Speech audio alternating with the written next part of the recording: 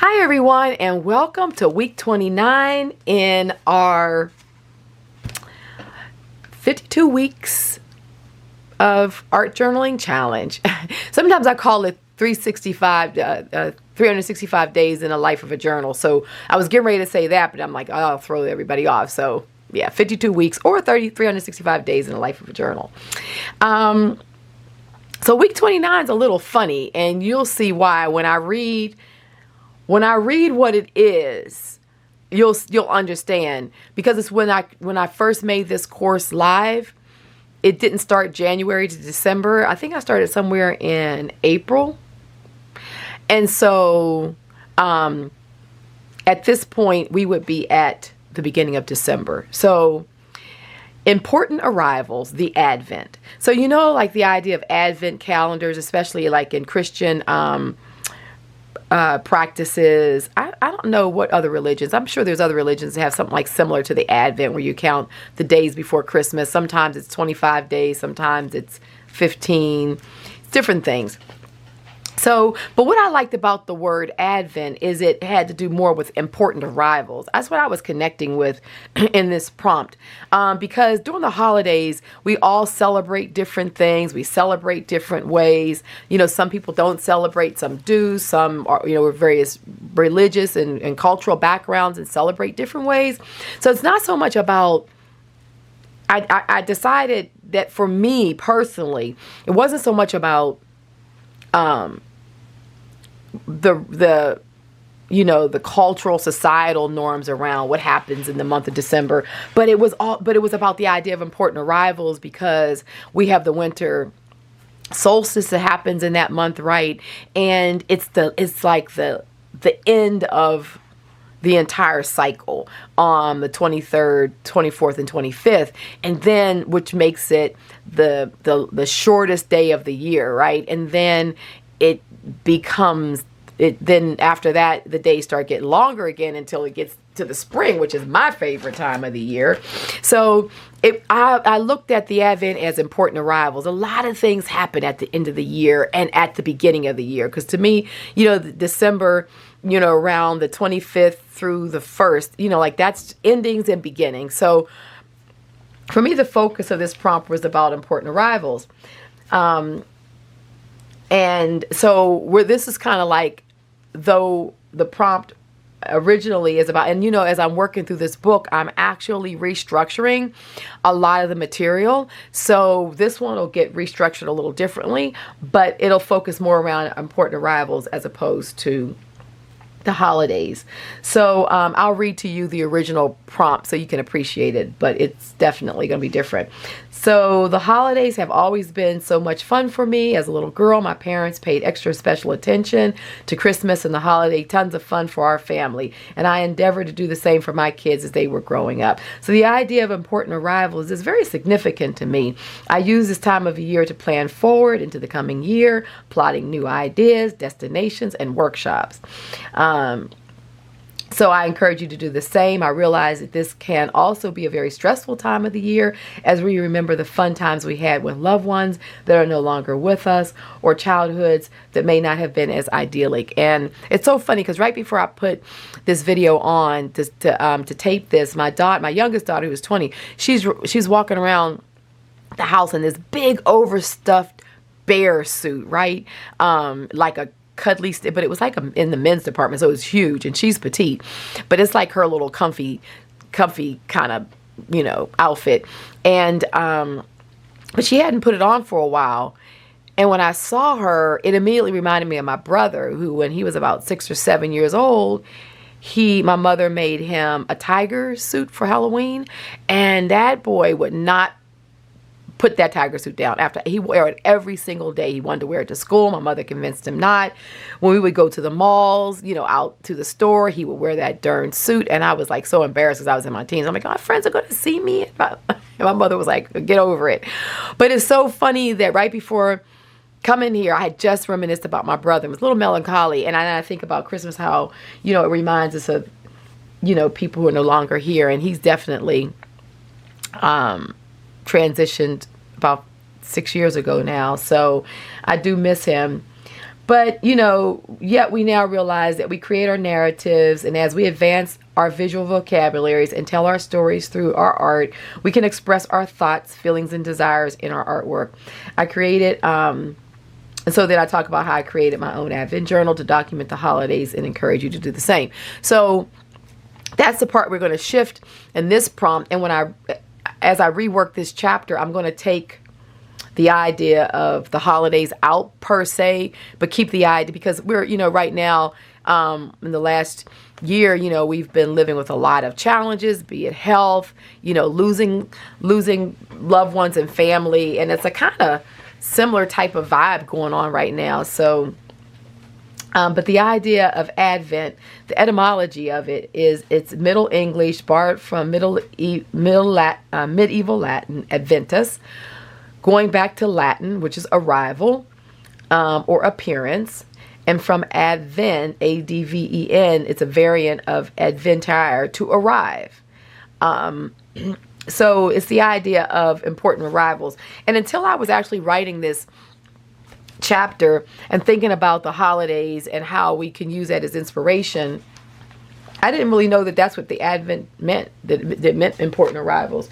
So we're going to work off the idea of important arrivals, and that's going to be, we're moving into the second part of our year in our book. So we're looking forward to just more pages and really ending up with a book that's fully fleshed out.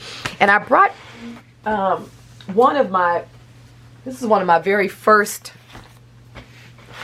ones, and this is just the half of it. The second half I couldn't put my hands on when I was actually doing something else, and I found this. I'll show you guys. So this is one of my very first ones that I did this style using this size book.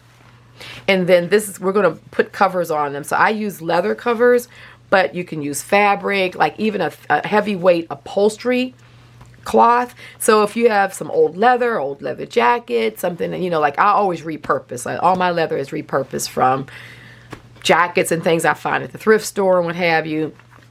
Or very thick upholstery weight fabric is perfect for this project. And so you can just start thinking about finding whatever fabrics and stuff you want. But you can see it's a very similar kind of vibe, the way I love to journal. So yeah. So this is the half of the year that we're coming up on. So the idea of, you know, we're ushering new practices into our lives, and, you know, becoming new techniques. We're becoming consistent with our journaling, and the idea of capturing our ideas in this wonderful little book that, you know, will always be with you. So that's what we're going to focus on. So before we go down to the table, and just think of the new things that are coming into your life that are positive, because we're in very polarizing times, and it's so easy to look at all the horrible stuff that's going on around us. Oh my goodness. And though that is, you know, like we're not being ostrich and just sticking our head in the sand. Yes, that's going on, but there's still a lot of beautiful things happening in our lives. You know, new babies are being born into the family. You know, we're having laughter and joy, you know, hanging out with some of our family that we haven't seen for a little while. So there are things. We have our art, we have this community, you know, we have our personal just down fun time that we can just, you know, enjoy the processes. So there are things that we can look forward to that are important arrivals in our lives right now. And I just encourage you to try to find that. Sometimes as difficult as it may be. And I'm not saying that I don't struggle with it either. So I'm not sitting over here, like they say, I'm preaching to the choir here. You know, I don't have it all worked out, but, you know. So let me show you the pages from last week. So this is the one we did together. And then we carried the theme on in Patreon. So this is another one we did. Put up closer. And the goal was try to use the printables, right? So these are the mark making. So that was one of them. Here's another one. And some of these are like 90% finished. Like this one, I still want to put something. I think I might use some of my red. I might use some of my Chinese, my chops, the Japanese and the Asian chops, in the red, and I might put some of those on there. This one I'm also going to add a little something else to also down in this area. I have a couple things I'm looking for, because oftentimes when I'm collaging, I know I have other things. Like this is an old receipt, and then using one of the printables, the mark making, using this old school paper in the back. Here's another one, working with the layers. So you can see the printables and then the Gelli print layers on top. And then this is one where this is one of my stencils on one of the Gelli printed backgrounds. So this is basically a Gelli print that then I collaged some of the Asian papers on top of. So yeah, I know I got a comment this week about how with me using a lot of the vintage papers, the person's like, oh wow, you know, it's kind of, you know, I would love to be able to use some of the similar papers. And I know these are not always easy to get your hands on. In fact, these papers that I'm using was gifted to me by one of my patrons who has spent a lot of time in Asia, and she had a huge collection of stuff, and she sent me like literally two huge boxes of all kinds of stuff. And so I really lucked out to get these papers and be able to use, but I did share them with the community. So if you go to October 2020 printables, the entire pack of Asian printables and stuff, you've seen me use them, but they're really good stuff in there. I'm just sorry about this, I'm just digging down here to see. This is basically what they look like. I keep all of mine in the plastic sleeves. And somebody else asked me about these too. I always keep the link for these underneath the video. They're called poly sleeves, and I get them on Amazon. But the whole collection is in here. I mean, I've been using it, of course, but there's a lot of good stuff. So a lot of what I'm using is in here. And if you print this out on onion skin or even the Asian calligraphy paper that we've also used that are linked below, and that's what this is on, you get a similar kind of feel to the vintage papers, and then you can use these. So go grab this October pack if you're short on papers that, you know, they have a lot of inspiration for you, so that you can use them and just really enjoy making some collages with some authentic images. Alrighty, so that's everything, and so let's go down to the table. Alright, so we're going to continue with collaging, because that's basically what we do in our journals, our collage. But what I try to do is show a lot of different ways to collage, exploring different styles, and just really expanding the various techniques that we use in our journal. So what I wanted to do today is I was thinking about collaging some of the vintage papers onto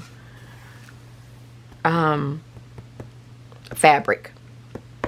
Now, I'm not sure exactly how I'm going to do it, and by now you guys know, a lot of you know that I sort of fly by the seat of my pants. I do better that way. Then I don't pre-plan my videos. I just know that what prompt we're going to talk about, and I kind of loosely think about what we're going to do, but I don't do a sample or try it ahead of time. I find I work better intuitively. So if I can just see things and just get into the flow of it, it's better. So what I'm thinking about doing is I do have some, speaking of the Asian papers, I do have some of these I think I want to use. And in the paper pack, there are some of the images as well. So you'll find a few sheets that have some of these kind of images. So I was thinking about maybe using something like this. I just need to see what I like. If there's anything. These are kind of like a lot of samurai fight and stuff like that, which is a little odd. But see, like like this bit of it is nice. Like this tree bit, I could actually work that into. So I might work with this one. And yeah, let's go with that. So I have this idea about we're going to collage onto fabric and then using fabric to build up on. But I want to do a background that's a Gelli print. So I thought I would reach back to the Gelli prints that we did, the Mark Rothko style ones that we did on our acid-free tissue paper. So I'm sure you guys have a lot of those. So I don't know. Let me just, I want something that's going to work because I want to keep that linen white. So these are just some of them. And I just keep the collection of them because I like to just go through them and use them as backgrounds for collages. I'm going to just pull a few out and see what we want to go with. This is the photo transfer grunge. And I'm going to be doing this in an upcoming workshop. But I really like that technique. And I kind of do the grunge so that if it messes up or anything like that, you're not stressing out. You can still use it and enjoy it. Okay, so I think I'm going to work with these I pulled out. Now let's just see from what I pulled out, which one of these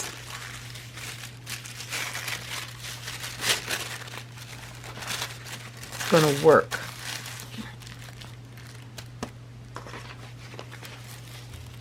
So I just want to, let me just go ahead and get a sliver. I think what we need to do, and this is linen. This is just some linen fabric. You can rip up something you're not using anymore, which is what I likely to do, or hit the thrift store. That's my favorite thing to do. Hit the thrift store and find an old shirt or something, you know, for a couple bucks. And boy, is there a lot of fabric in that. Okay, so let's see. I want to just kind of figure this out. Okay, so I think that's a little bit too much color. I might just go with this one. I just want some background.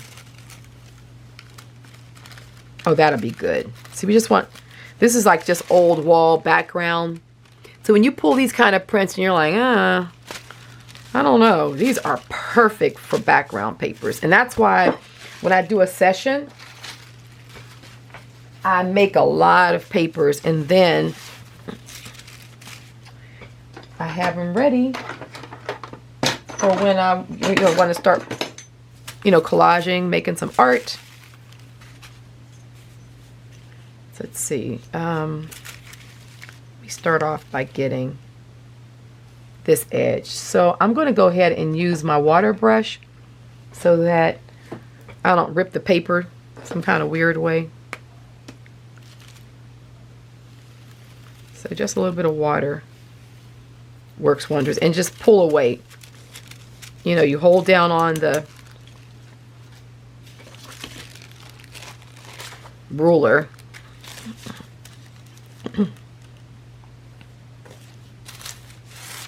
Okay. And then you just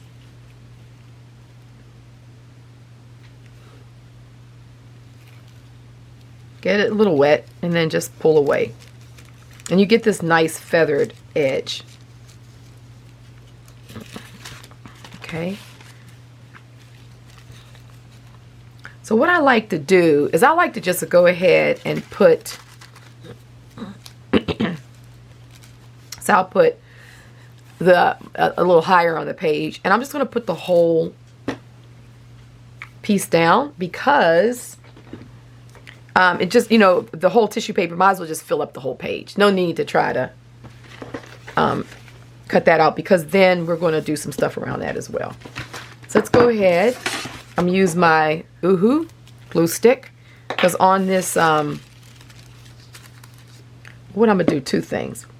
We're going to go ahead, since we're filling up most of the page, I'm going to use my Giotto and really just get a good layer down, avoiding going all the way to the edges, because I think, you know, just kind of get it generally around. And then I'm going to put some of the Uhu around the side so that I know my edges will stick down well. So I do it like that, and then that way I know I've got good coverage. So over here we're just going to go around the sides so that all these edges are really, and all that nice feathering we did will, excuse me, I'm sorry, my throat, it's morning. For some reason I'm just a little scratchy. This time of year, you know, with allergies and stuff, it's not the best. Okay, so let's just do it like this.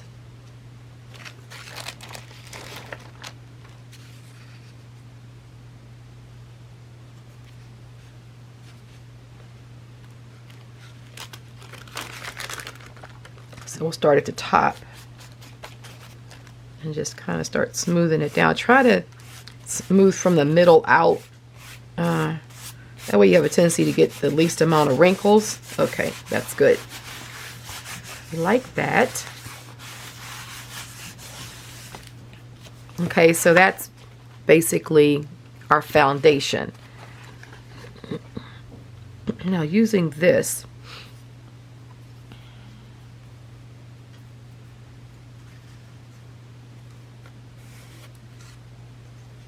okay, I'm going to put that there. I don't know if I'm going to use any of this. I might just use some of this for some of the other collages, but I am going to. Okay, so now what we're going to do is I'm going to take, these pages are two-sided, so there's two images, so it's folded in half, so you have to unfold them.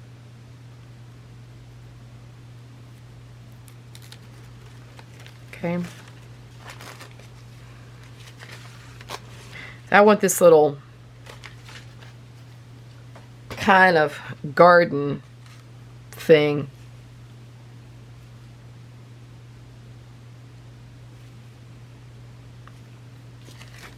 Try to get as few of the little fighting men as possible.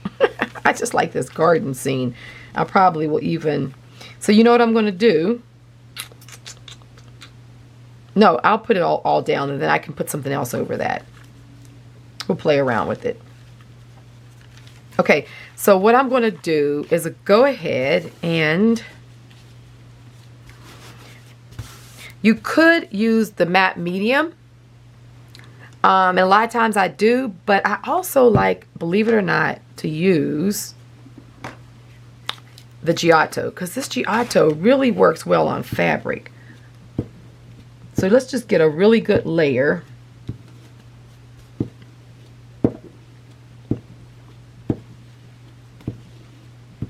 And then that way it's not too wet to work with, because sometimes if I use, and I don't necessarily need to put a layer on top. I could put the thin layer just to lock everything in, but I don't think I need it.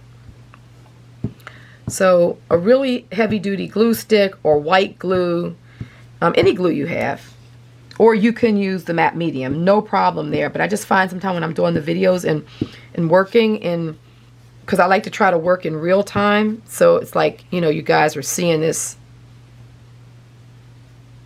like real time. What that is underneath there. If it's too wet, I have to stop and let it dry. And then sometimes I kind of lose, like, you know, the vibe that I'm on. So I try to just pick things that are going to allow me to keep on working with you guys. But there's absolutely nothing wrong at all with using matte medium. Okay, perfect. So this is a nice way to use fabric as a backing, and I definitely want the you know, the fraying of the fabric to stick out. So I'm going to pull this in a little bit right here. So once again, I'm going to get my water pen. Just going to run it down, and then I'm going to pull it just to get that frayed bit again. See, so we're getting this kind of thing going on there. And here we're going to lift some of this up, do the same thing.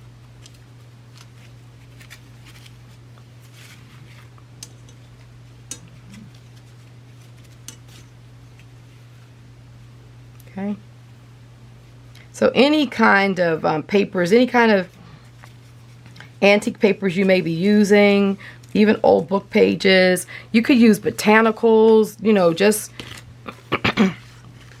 hanging out, going to thrift stores or to your library sales. You know, the library will do sales, things like that. You can find botanicals, old field notes books that have, or, you know, images of animals like butterflies and moths. I have some of those books. There's so many old books with some really neat images and stuff out there that you can use in your work. So just kind of be on the, not only on the hunt, but just kind of look at things differently. Old dictionaries are great too, because the old dictionaries used to have like a lot of pictures and images in them. And I've definitely used those in my work and love it. Let's do this. So get these off of here. Yeah. So I've used that in my work. So just kind of, you know, I may be using these kind of images because it's what I have. It was gifted to me, but there's so many. I have a lot of images that I've gotten out of books and magazines, and I mean like old books, because then you get the nice old book papers as well.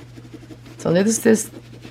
So now we've got this sort of idea of an old image transferred onto this piece of linen with, you know, the fraying around the side, and it just becomes this really, oh, look at that, oh my goodness, just becomes this really beautiful element in our collage. And that white against the white in the Gelli print and this, oh, I love it. But now we got to get rid of some of the fighting men. I ain't too crazy about them. So I have this bit right here that I'm just going to collage. So I'm going to take a bit of this. So I'm going to take some of this and I'm just going to collage it over that bit. So I like this bottom as well. Okay, let's just put that there. Okay. So we'll put this down. So yeah, if there's things that you want to kind of, and then we get that neat little layering too. So we kind of get this collage layering thing going on that that's always interesting.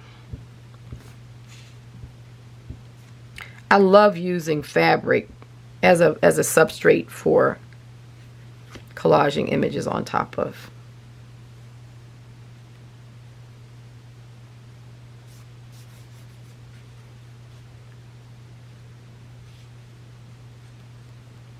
Hold up. A little less there. Okay. So that gets rid of that. And then I think what we're going to do is, let's play around with some more fabric. Let's just see. I wonder if I could use a little bit of this lace, because it's the same color. that was that I stained. Let's just see. This is just a, oh, that's a nice way just to add some extra texture. Oh, I like that. So let's cut this. And let's cut this, and then we'll see where we want to trim it up.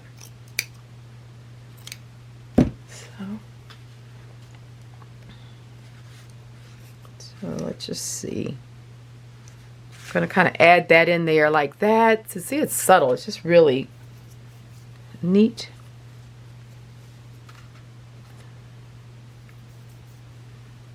And I like seeing my frayed bits. I don't want to cover that up too much, but I do kind of want to make an interesting edge. So I'm just going to fray that a little bit so that when I put this down, it'll just kind of, the layers of fraying will like just layer over each other like that.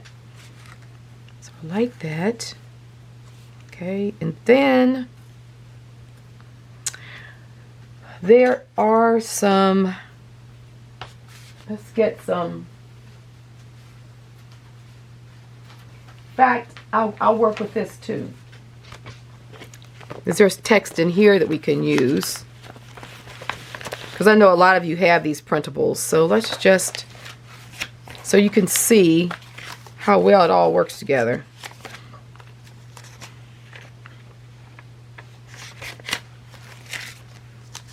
Let me just find something that,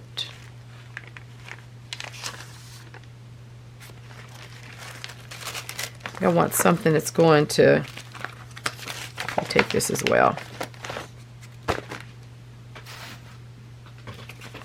So far so good. We like that.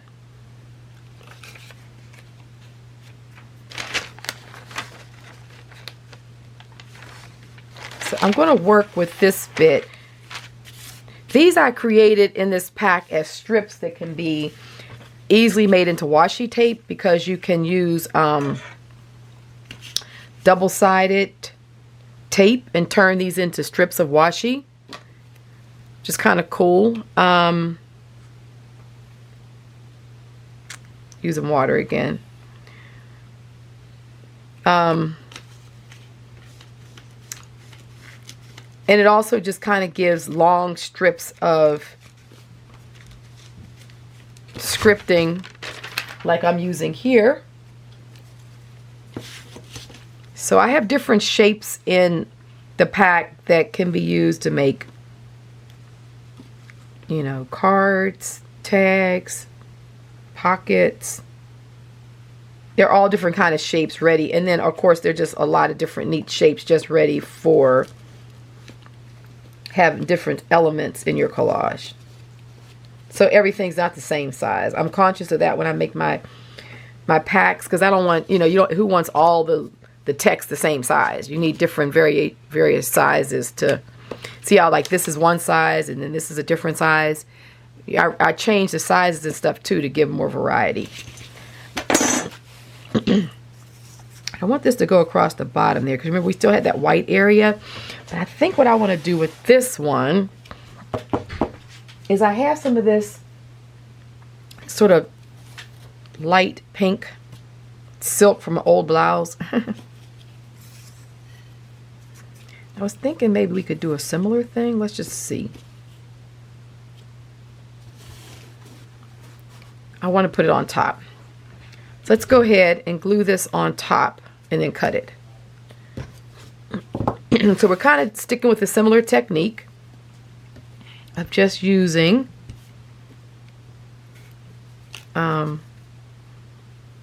just, you know, old fabric and using it as a base to glue on top of. Sometimes we have some clothes we're not wearing any longer, you know. And we always think about donating them to the Goodwill. And I do donate stuff to the Goodwill, so, or, you know, to the charity shops.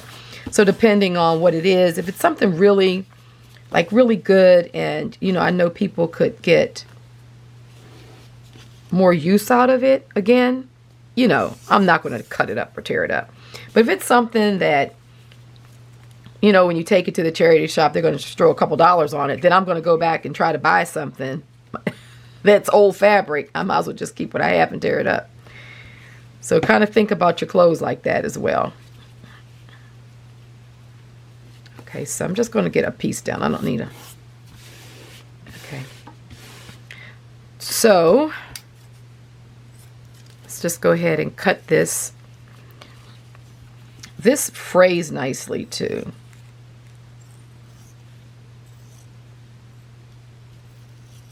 So let's see how long we want this. Oh, that little bit of pink is perfect. So we're going to cut this right here.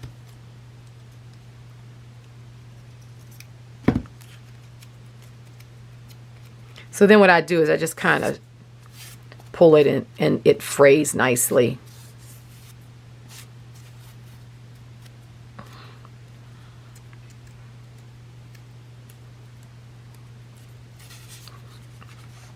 Okay, let's put that up there.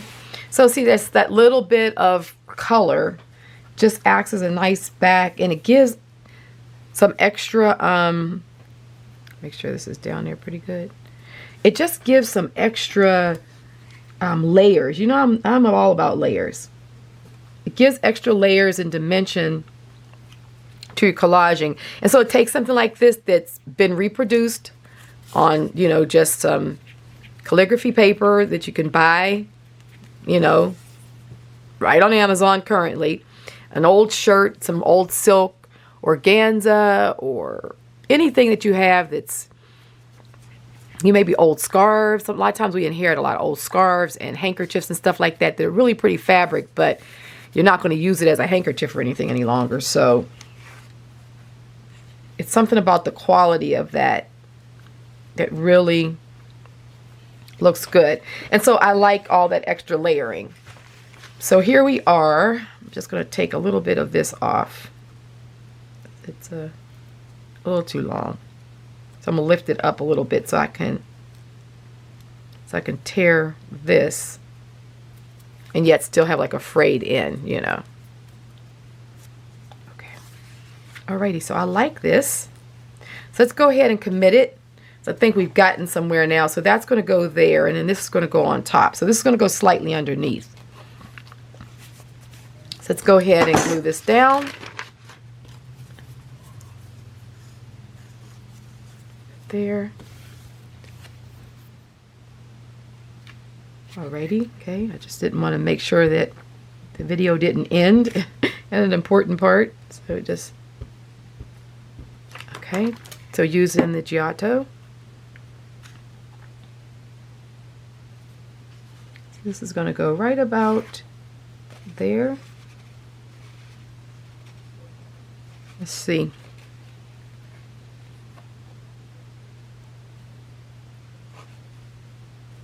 Yeah, that's good.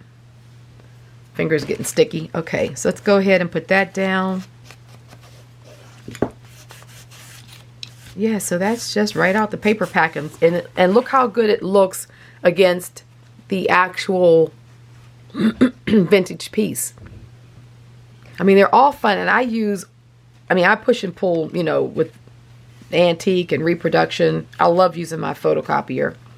It's like one of my, I think if I had to say, what are like my 3 top, now I'm going to go ahead and glue this down, and we're going to use the Giotto glue stick. And those of you who are in Europe, I know it's a lot of times, a lot of stuff I'm getting in the States, and the VAT and everything has just gotten, I mean, the VATs that they've put on things now is just ridiculous. This has just been recent where this has gotten activated. Like every site didn't have to do it, but now a lot of the various selling platforms have to put that tax on. And I know I just recently ordered something from the UK, the Giotto glue sticks. I love these glue sticks. And you guys can get them for, you know, a couple of euro. Well, I can get them for a couple of euro too, because I get them from Ken Bromley. But it cost me as much to send it as they cost. So the last time I bought, I think 30 or 20, maybe 24 or 26 sticks, because I want to make sure I got enough. And it ended up being 98 American dollars because of the VAT and the shipping. I paid like $50 something in VAT and shipping. Unbelievable. But I want the glue sticks, and it's the only way I can get them. So many of you can just go in Italy and France and Europe. You guys can just go down to your local stationery store. I think I've heard people say they get them there. Okay, so that's looking good. I like what we have there. Love it. So this is going to be the last piece I'm going to put on, but before I do that, it's time for a little scripting, because this just becomes a perfect platform and background for me to do my scripting. And this beautiful paper, it's going to bleed so nicely. So let me just grab my little tray. Let me get some. This right here, this ink that I use is by Daiso, D-A-I-S-O, and it's a Japanese or Chinese company, but I'm telling you, they sell worldwide. And I know people have asked me, they can't seem to find the inks. If you go on to Amazon, if you live in a country that has Amazon delivery, which I know most places do now, just go put in Sumi ink. And when you put Sumi ink in, a bottle like this, either yellow or red, will pop up, because I've done it a number of times when I've been asked. And whatever country that person's in, I just put Amazon and put Sumi ink in, and then this comes up, and you can just get it for, you know, 7, 8, 9, 10 euro or something like that. And this is the one I do use. So just know, if you've been looking for it, you can order it right off. You know, like you don't have a Chinatown and all that. You can order it right off of. I'm just cleaning my brush off over here just to get some of the water out of it. And let me just get a little tissue here, because I really want to make sure that there's no liquid in my brush. So I just want the Sumi now. Okay, so let's go ahead and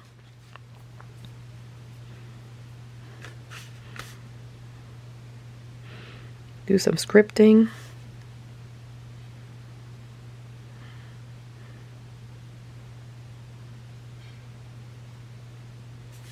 Okay. So some nice movement there. See how the paper is just soaping it up. I like, and I was trying to do some scripting that just sort of fell in line with the tree and down, because I didn't really want to cover the tree. I almost wanted the scripting to sort of continue down and sort of be the branch of that tree up there that started. See? So I like that, and I love the way it bleeds into this paper. See how that bleeding starts? Oh, I love that. Oh, okay. So our last piece is going to be this.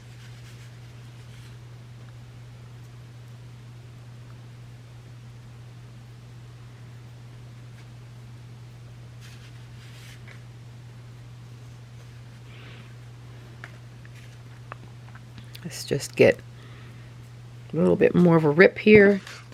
I really want this to sort of be real wispy and rippy. You know, I don't really want it to block too much.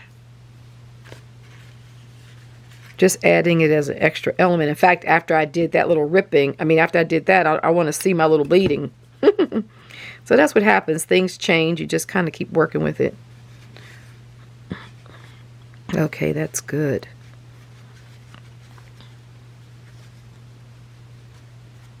Oh, I like that. Just going to get a little bit on the sides.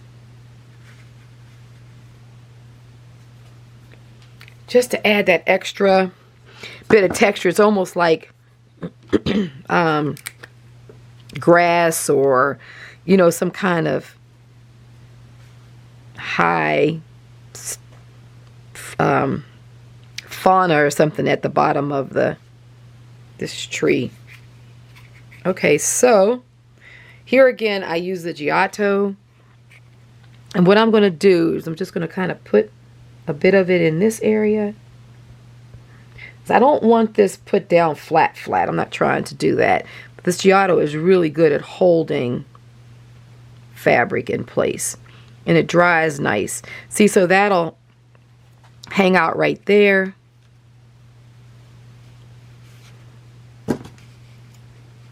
And this old lace tablecloth, I got this at, you know, Goodwill or, you know, thrift shop.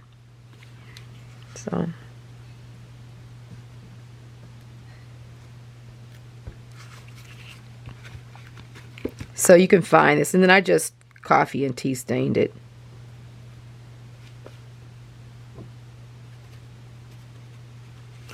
And I want all this extra material, so I'm just going to put a little bit of glue. Just only really need a little dot just to hold it.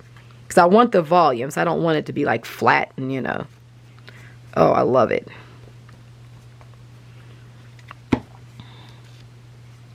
And I like the way this is covered up underneath here. Just put a little bit just to hold that little piece in place. So you really can just kind of maneuver it and manipulate it to be what you want it to be. Oh, I love it. So here we are. So see, that lays down here really nicely. And this Giotto is going to hold it. So we've kind of obscured this a little bit, which is nice. We can see the layers. So we have the pink silk, and we have our photocopied image. We have the white fraying of the linen. Then we have the layer of the Asian print, and then we have this cotton lace tablecloth, and then we have the layer of our Gelli print. So we have a lot of layering goes on down there, and that's what makes your prints rich. When you're looking at other people's work and you say, wow, you know, sometimes it's like you think, what's missing in mine? I'm telling you, it's layering.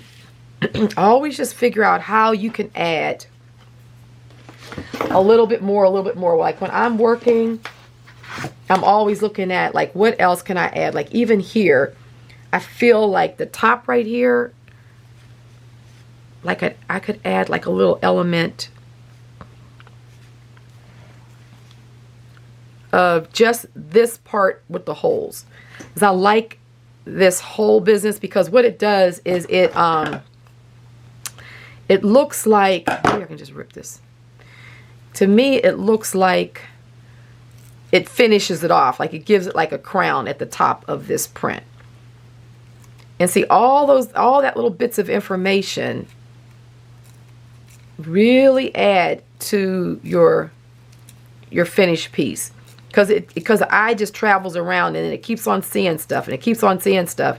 And it's like, oh, wow, what's that? You know, and so that's what all those little bits, the layers are bunches of bits of information that the brain is processing when it's viewing something. So I want to put this right there at the top.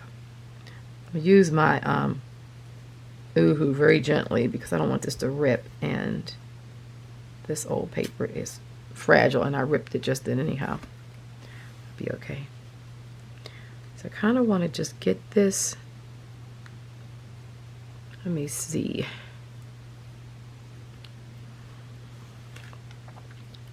So I should kind of go right there.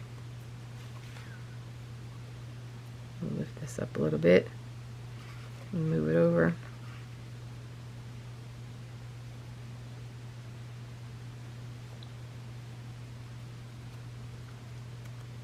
Okay.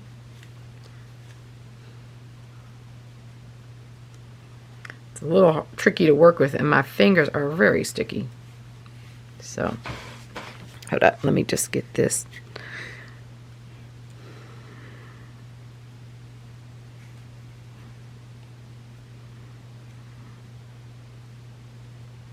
Okay.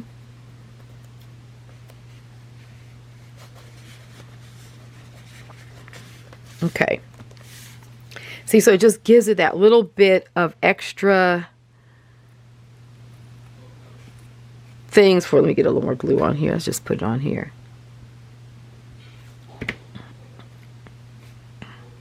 And see, this already had some natural holes in it there from where it was sewn in the book. So I like that. Okay. I didn't put a lot of glue on here. This is where I would come back with some matte medium or a small brush of white glue and really stick that down.